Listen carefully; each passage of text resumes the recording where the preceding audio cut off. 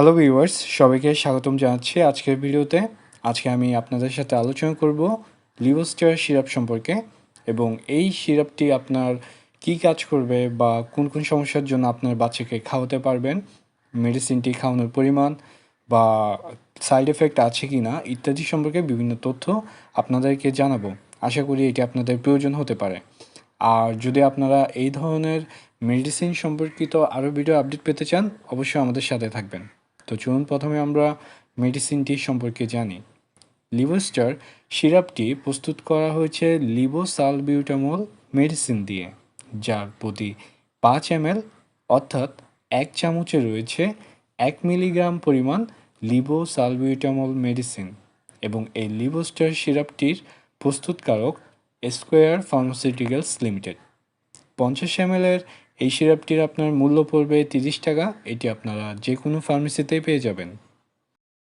এখন আপনাদেরকে জানাচ্ছি যে এই লিভোস্টার সিরাপটি কি কি সমস্যার জন্য আপনার বাচ্চাকে খাওয়াতে পারবেন। যদি আপনার বাচ্চার কাশির সমস্যা থাকে, সেই ক্ষেত্রে আপনারা এই লিভোস্টার সিরাপটি তাকে খাওয়াতে পারবেন। কাশি আপনার কফযুক্ত কাশি যদি হয় অথবা যদি শুষ্ক কাশির সমস্যা হয়, সেক্ষেত্রেও আপনারা এই মেডিসিনটি দিতে পারবেন।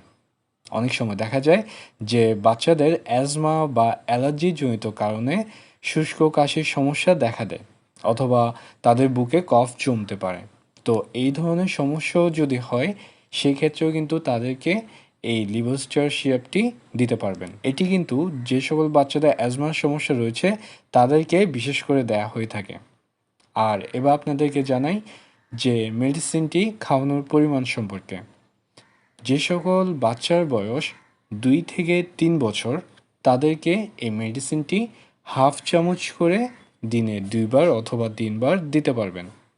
যে সকল বাচ্চার বয়স 4 থেকে 5 বছর, তাদেরকে 1 চামচ করে দিনে 2বার দিতে পারবেন।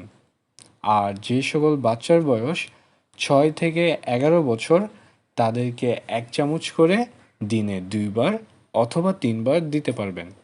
তবে বাচ্চার কাশির সমস্যা যদি বেশি হয়ে থাকে, সেই ক্ষেত্রে 3বার দিবেন, আর না হয় 2বার করে দিবেন, সকালে এবং রাতে।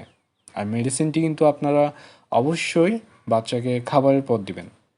এবার আপনাদেরকে জানাচ্ছি যে কাদেরকে এই মেডিসিনটি দেওয়া যাবে না বা সতর্কতা অবলম্বন করতে হবে। যে সকল বাচ্চাদের অ্যাজমার সমস্যা বেশি অথবা অ্যাপিনেফ্রিনের সমস্যা রয়েছে, তাদের ক্ষেত্রে কিন্তু এই মেডিসিনটি অবশ্যই সতর্কতার সাথে দিতে হবে। এবার আপনাদেরকে জানাচ্ছি এই লিভোস্টার সিরাপটির সাইড এফেক্ট সম্পর্কে। লিভোস্টার সিরাপের কিছুটা সাইড এফেক্ট অর্থাৎ পার্শ্ব প্রতিক্রিয়া আছে। তার মধ্যে উল্লেখযোগ্য হচ্ছে আপনার হাইপোক্যালসিমিয়া, পেশি অথবা মাংসপেশিতে কাঁপুনি, বমি বমি ভাব, এপিগ্যাস্ট্রিকের ব্যথা এবং ডায়রিয়া। এই সমস্যাগুলো কিন্তু কিছু কিছু বাচ্চাদের ক্ষেত্রে দেখা যায়। তো যদি আপনারা এই ধরনের কোনো সিমটম দেখতে পান, তাহলে সেই ক্ষেত্রে অবশ্যই সরাসরি আপনার ডাক্তারকে ইনফর্ম করবেন। আর এই মেডিসিনটি আপনার দেখা যায় যে 2 বছরের নিচে বাচ্চাদের ক্ষেত্রে অনেক ডাক্তারে প্রেসক্রাইব করে থাকেন। এখন বাচ্চার কন্ডিশন দেখে যদি বাচ্চার জন্য এই মেডিসিনটি খুব বেশি প্রয়োজন হয়, সেক্ষেত্রেই কিন্তু ডাক্তাররা এটি প্রেসক্রাইব করে থাকেন।